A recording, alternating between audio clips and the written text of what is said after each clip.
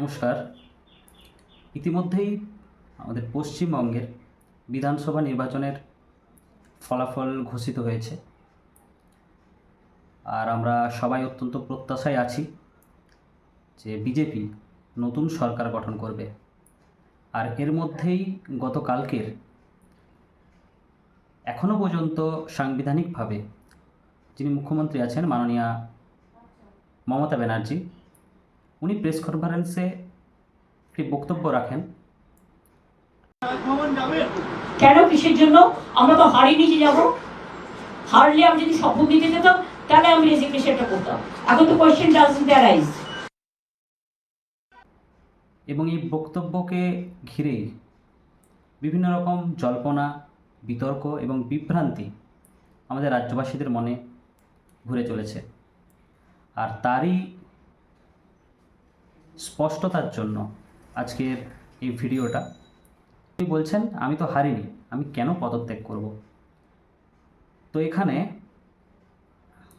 আমাদের সবার মনে প্রশ্ন আসছে যে উনি যদি পদত্যাগ না করেন তাহলে কি হবে, অথবা ওনার পদত্যাগের পদ্ধতি কি হতে পারে।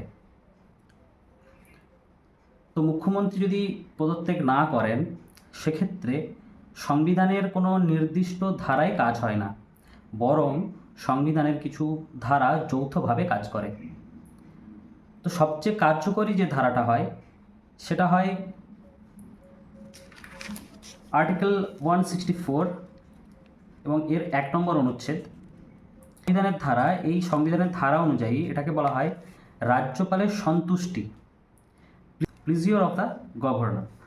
অর্থাৎ যদি মুখ্যমন্ত্রী তার সংখ্যাগরিষ্ঠতা হারান, বা যে বর্তমান সরকার যে আছে সে যদি তার সংখ্যাগরিষ্ঠতা হারায় এবং পদত্যাগ না করেন, তখন রাজ্যপাল বিশেষ ক্ষমতার বলে ওনাকে ডিসমিস করতে পারেন।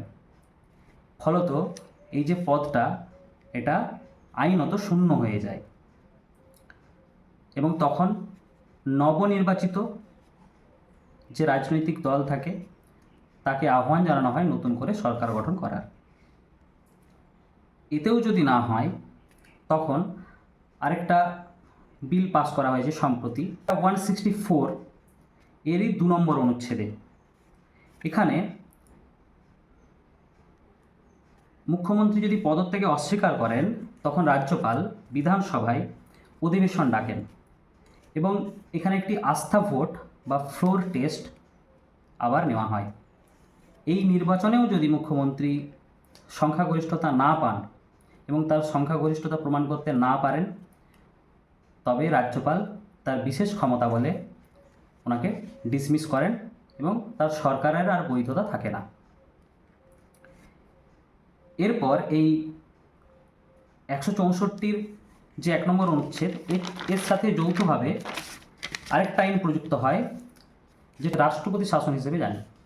রাষ্ট্রপতি শাসন, যেটা আমাদের ইন্ডিয়ান কনস্টিটিউশনে আর্টিকেল 356 নামে পরিচিত। এখানে রাজ্যপাল রাষ্ট্রপতিকে রিপোর্ট পাঠান যে সাংবিধানিক নিয়ম অনুযায়ী রাজ্যে আর কাজ চালানো সম্ভব হচ্ছে না, যেটাকে আইনি ভাষায় ফেলিওর অফ কনস্টিটিউশনাল মেশিনারি বলে আমরা জানি। এবং এটা কখন প্রযুক্ত হয়? নির্বাচনে যখন কোনো দল সংখ্যাগরিষ্ঠতা হারায় এবং সে যখন সরকার গঠন করতে আর পারে না, সেই সময়।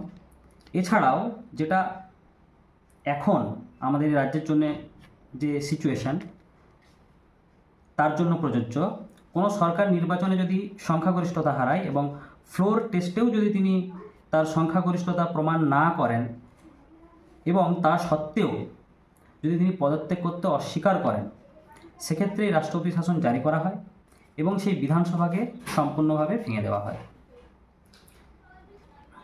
এছাড়া রাজ্য যে প্রশাসন, তারা যদি কেন্দ্রের দেওয়া সাংবিধানিক নির্দেশ পালন করতে ব্যর্থ হয়, সেক্ষেত্রে রাষ্ট্রপতি শাসন জারি হয়।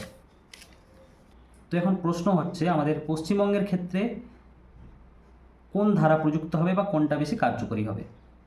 দেখুন, আমরা ফলাফলে দেখেছি, বিধানসভা নির্বাচনের ফলাফলে বিজেপি 207টি আসন পেয়েছে এবং টিএমসি পেয়েছে 80টি আসন।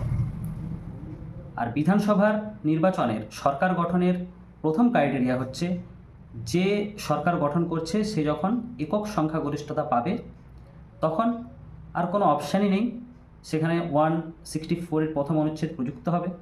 মুখ্যমন্ত্রী পদত্যাগ করতে অস্বীকার করলেও সেখানে রাজ্যপাল তার বিশেষ ক্ষমতা বলে মুখ্যমন্ত্রী সেই পদকে পুরোপুরি বরখাস্ত বা ডিসমিস করে দেবে এবং নতুন যে জয়ী দল যারা একক সংখ্যাগরিষ্ঠতা পেয়ে জয়লাভ করেছে তাদেরকে সরকার গঠনের আর্জি জানাবে। তো সুতরাং এখানে উনি যে বলছেন যে আমি হারিনি, আমি পদত্যাগ করব না, সুতরাং এগুলো পাগলের প্রলাপের মতো। সুতরাং সাংবিধানিকভাবে এই সমস্ত কথাবার্তার কোনো মান্যতা থাকবে না, এগুলোকে গ্রাহ্যই করা হবে না। যেহেতু ম্যাজিক ফিগার আমাদের 294টা আসনের ম্যাজিক ফিগার 147+1, এটা হলেই একক সংখ্যাগরিষ্ঠতা পেয়ে যায় সেই দল। আর এখানে বিজেপি যেহেতু একক সংখ্যাগরিষ্ঠতা পেয়েছে সুতরাং সরকার তো বিজেপিই করছে। এবার মুখ্যমন্ত্রীর এই 7 তারিখ অর্থাৎ আগামীকাল পর্যন্ত ওনার এই পদের বৈধতা রয়েছে এবং তারপর দেখা যাক উনি স্বেচ্ছায় পদত্যাগপত্র রাজ্যপালের কাছে পাঠান কিনা।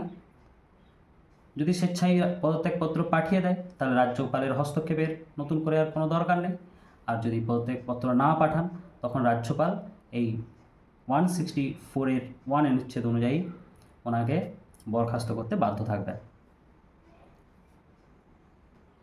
আর এই ভিডিওটা যদি আপনার কাছে ইনফরমেটিভ বলে মনে হয় অবশ্যই লাইক করুন, কমেন্ট করুন এবং অবশ্যই আপনার বন্ধুবান্ধবদের সাথে শেয়ার করতে ভুলবেন না। নমস্কার।